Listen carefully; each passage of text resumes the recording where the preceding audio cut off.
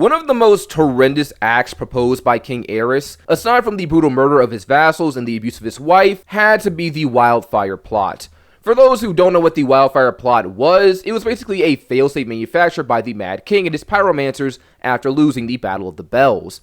This loss of the royalist army to the rebels, which happened before the Battle of the Trident where Robert slew Prince Rhaegar, was what really made Aerys fear the potential of a rebel victory. In light of this possibility, Aerys had caches of wildfire stored throughout the city of King's Landing, all for the purpose of being detonated should the rebels actually win the war. And this catastrophe came dangerously close to happening in the Song of Ice and Fire. After Robert killed Rhaegar, the rebels marched on the capital, but before they got there, Tywin Lannister and his men arrived first.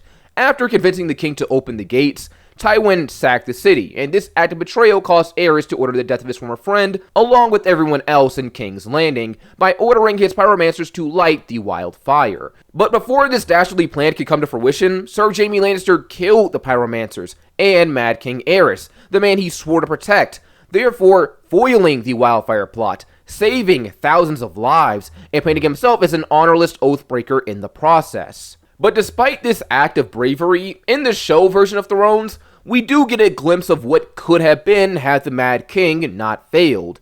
The sheer destruction when Cersei blows up the Sept of Baelor in Season 6. The carnage as Daenerys burns down King's Landing with Drogon. But instead of a lioness and his seemingly mad daughter, what if Aerys II, the Mad King, actually succeeded all those years ago?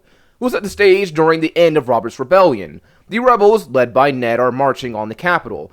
And to be on the right side of history, Tywin Lannister has begun the sack of King's Landing. It's around this time, after his son dying, the advancement of the rebels, and the betrayal of his former friend, that the Mad King gives the order to have Tywin killed by Jaime and the city set ablaze. Now, in canon, this is all stopped by Jaime himself, so it makes sense that in order for a plan like this to work and become plausible, perhaps you need to remove Jaime entirely. Well, how could we do that? There are a couple ways you could go about it, I suppose. This is a what if and by extension an alternate timeline entirely, so anything could happen and be kind of valid, as this is pretty much just choose your own adventure.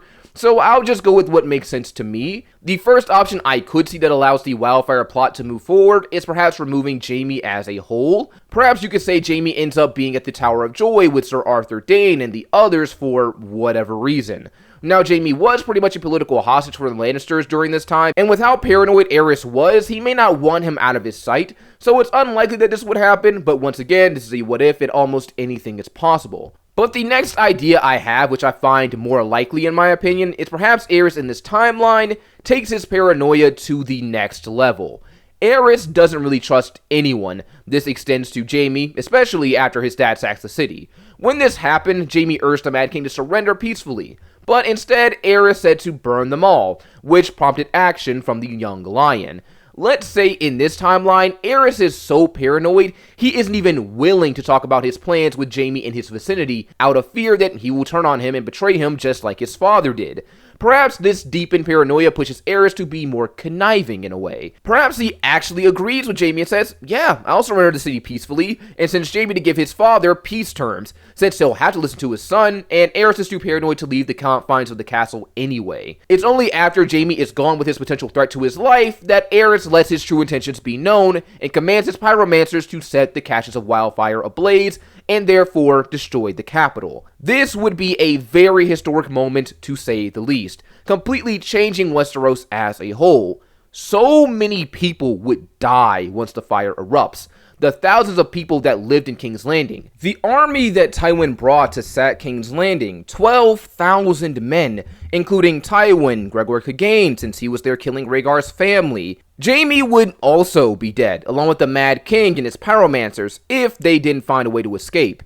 And Varys and Pycelle were in the city too, if I'm not mistaken, so they would be dead as well. Ned will arrive at the capital not to be greeted by Lannister banners, corpses made through treachery and oath-breaking, or a Lannister sitting atop the Iron Throne he swore to protect. Smoke, ash, and dust will be all that is left of the capital city of Westeros. The Sept of Baelor, the Red Keep, whatever was left of the Dragon Pit, and the Iron Throne, the very symbol of Targaryen might, the evidence of Aegon's conquest, gone.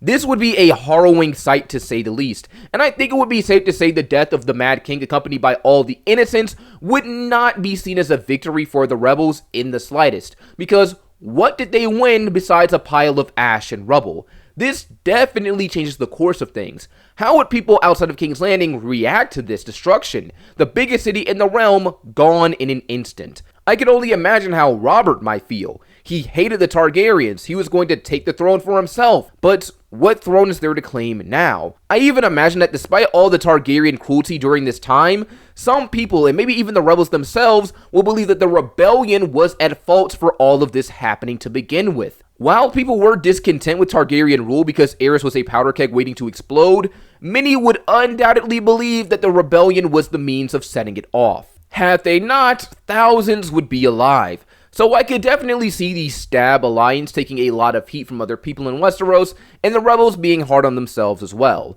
Especially Ned, since all he wanted was to get his sister back and justice for his father and brother. Now, so many people have died as a result of their justice.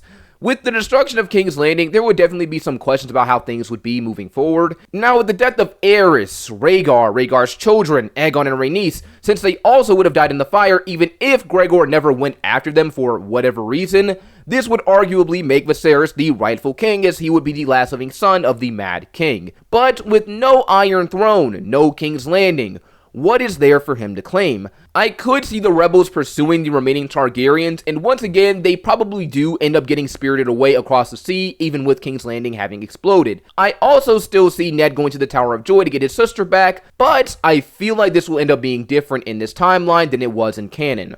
With King's Landing becoming a wasteland, there is naturally going to be a lot of fallout from this. A lot of people just died, and honestly, I could see the political system being thrown out of whack because of this. There would need to be a lot of conversations dealing with this. The rebels would probably have to do some damage control and really discuss their next steps. As this is such an unforeseen event, I believe the pure shock and disaster of it might cause it to go meet back up with Robert instead of going south to lift the siege on Stannis in Storm's End. Though that will still happen, it'll be later because Ned is going to see Robert. And because things are happening later, since this is an alternate timeline and nothing is guaranteed to go the same as it does in canon, perhaps in the time it takes for Ned to go and see Robert, then go and help Stannis, this may mean Ned goes to Dorne later than he did in canon, as they have to deal with the disruption caused by King Aerys. And as we're going off of the show version of things, and we know who Jon's parents are based off of that, this could mean that Lyanna ends up giving birth to Jon and dying before Ned gets to her. So perhaps the Kingsguard left to defend the Tower of Joy take baby Jon after the death of Lyanna instead of Ned. Maybe they decide to meet up with their friends in Essos, so baby Jon, which will most likely not be his name now, can be raised with his aunt and uncle. If Arthur Dayne, Gerald Hightower, Batman, and the other people who helped Daenerys and Viserys escape come together, this will mean the Targaryen remnants have more people looking after them, and perhaps Viserys and Dany don't have to grow up on the streets like they did before. Viserys could end up being a better person as a result, as he went through a lot as a kid having to raise Dany by himself. And Dany may have a better life because of this. Now, what would happen when the kids grow up and possibly decide to go back to Westeros will be a different story. But, moving on. With Ned showing up late, we don't get that promise between Ned and his sister, just a burial. After that, once again, a serious talk needs to be had.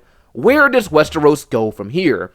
With King's Landing gone, the continent has essentially lost the seat of its political power, the symbol of its system and hierarchy, an integral part of its faith. Old Town still exists, and so do the Hightower, so the faith wouldn't be wiped off the map, and probably not crippled either, but it would still be a devastating blow nonetheless, and very demoralizing.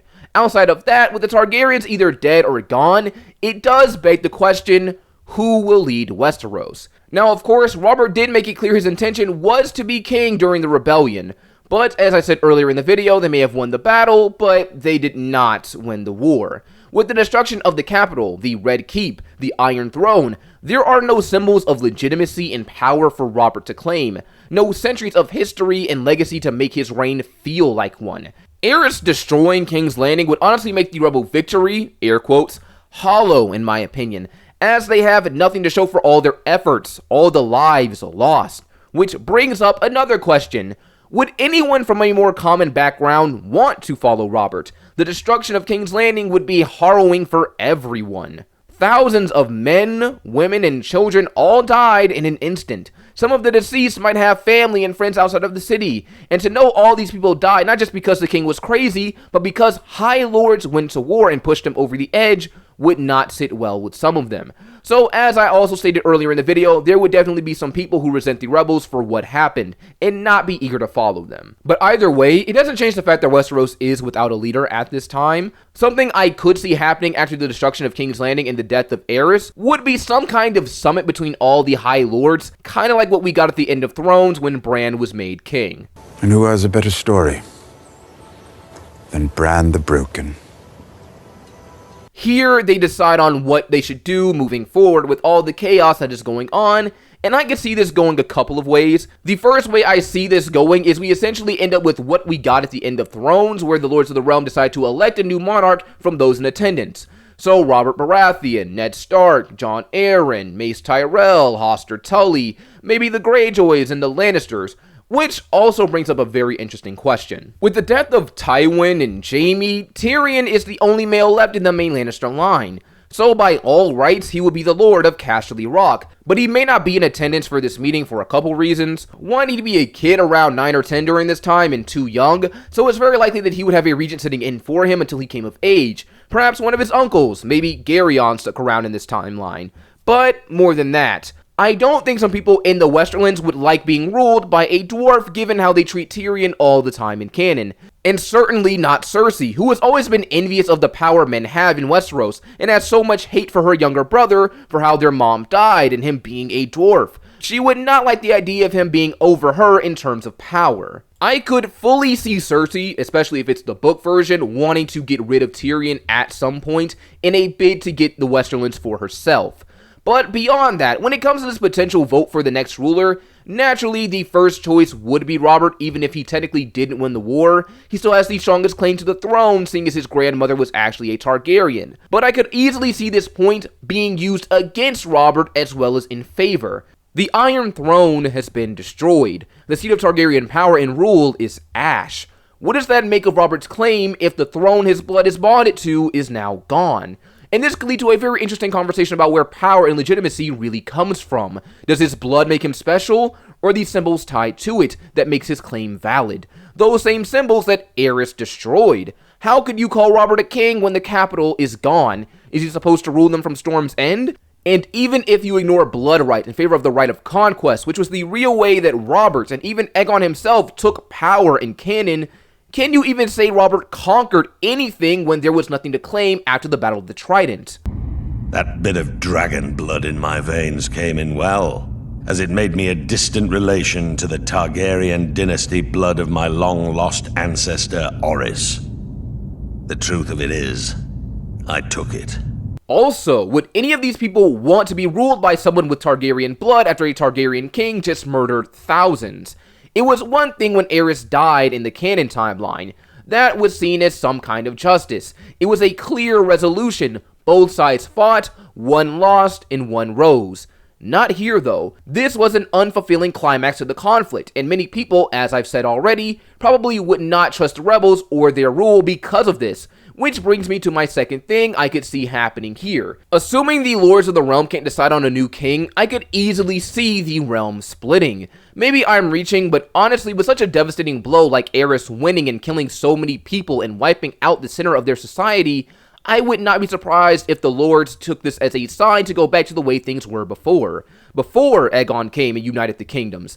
This wouldn't even be the first time kingdoms wanted to break off from the Seven, and they did it for much less.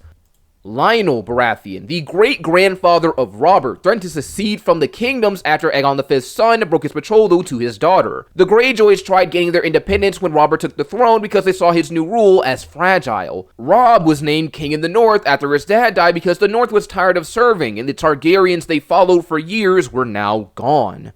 Why shouldn't we rule ourselves again? It was the dragons we bowed to, and now the dragons are dead. It would more or less be the same here with chaos like this. With all these symbols of power and monarchy destroyed along with the capital and thousands of lives, Westeros starting to shatter seems very likely in my eyes. Now, I could see some lords trying to keep the realm together because that's how it's been for years and that's what they know and they're familiar with. They may fear the chaos of the Seven Kingdoms becoming 7 individual kingdoms again. And in that case, we could once again see something like Season 8 where some kingdoms decide to stay together while others decide to break away. Another question that I could see being asked is if whether or not they decide to rebuild King's Landing. In my honest opinion, I don't think that they will. Honestly, I could see King's Landing being viewed as the new Harrenhal after what Aerys did. Not to mention, it would be way too much work to rebuild that city. So the ruins of King's Landing pretty much becomes a cursed land, just like Harrenhal, and no one really wants to deal with it. Other than that, there is a lot that could happen. Aerys blowing up King's Landing would definitely change the trajectory of Westeros as a whole in a lot of ways. But these are just some of my immediate thoughts I had on the matter. Either way, hope you guys enjoyed the video. Don't forget to like, comment, subscribe, tell me what you thought down below, and I will see you all next time.